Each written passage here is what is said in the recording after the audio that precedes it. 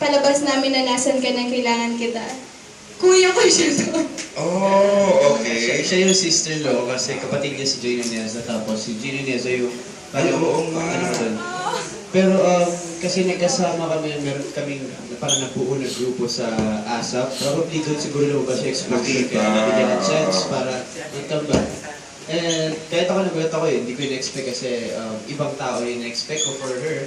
But Bakit nagulat? Bakit ka nagulat, Jerome? nagulat ako kasi syempre ako, aminado naman po ako at alam niyo naman po lahat na siya ay 17, ako 21. It's like 21 ka na ba? 20.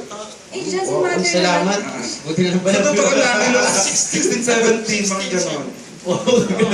Ano ba bang gusto niyo? Merienda. Gusto namin aircon para malamig.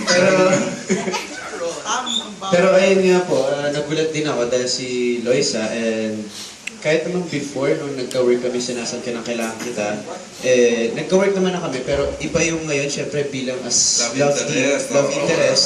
And ito ulit ako, papakita. True. Okay, Lois, how's it? Kamusta naman ang taping niyo? Nakaka 4 days na raw kayong Yes po, taping. yun po masaya. Enjoy lang po sa taping. Na-enjoy ko po yung character ko kasi yung character ko, malapit lang sa totoong buhay. Bakit? Yung pagdating po siguro sa pagporma, ganun kasi yung style ko sa pananamit. Kaya parang comfortable ako sa pag-arte kasi yun lang, comfortable ako sa suot ko tsaka syempre po sa katrabaho ko. Yes. Comfortable talaga sa suot niya, akala niya ASAP open lang yan. Okay. Ayun, Okay, kwento niyo naman, ano ba ang Candy's Crush? Anong kwento nito? Well, it's, ayun, siya po si Candy and Crush. Ikaw si Crush, yes! So, ayun po, like the old days na gayuma, love potions and spell books, doon po yung ginawa, nabigyan siya ng pagkakataon ng isang mana. Ni Mana.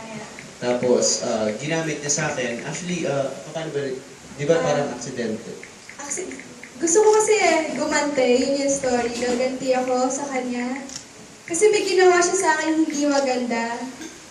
Tapos yun, gusto ko siya gayumahin para pahirapan ko siya. Pero, It sa turned kaibigan out, ko siya nagayuma. nagpang-pa-in love. Yeah, so in love ako sa kaibigan niya, given na siya, ewan ko kung nagsiselos dahil sa baka nagkakagusto. Pero, syempre kahit pa paano dahil maganda naman loob ni Candy, syempre ayaw niyang nakikita ako na parang siya yung nagdidikta kung sino gusto kong mahalin, gustuhin, yun po.